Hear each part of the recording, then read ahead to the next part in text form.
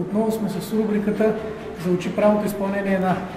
Днес ще ви представя упражнението за рамо милитари.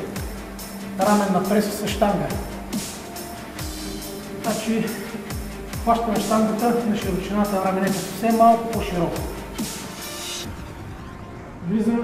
Влизаме под лоста, щангата ляга на предните ramена. Стягаме коремната стена до телца. Колената са съвсем леко свити, никога изправени или съвсем леко свити. И това положение избутваме нагоре,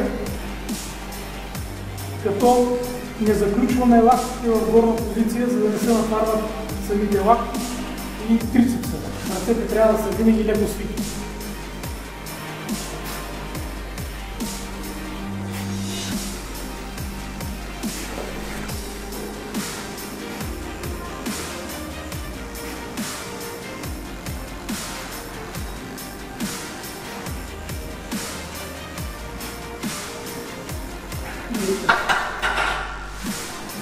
За да се натварят правилно раменете при това упражнение, хвата не трябва да е много тесно.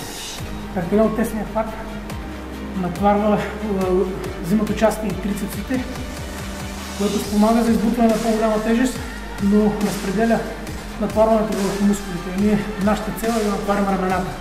В това упражнение се натварва едновременно предна част на рамото и средната.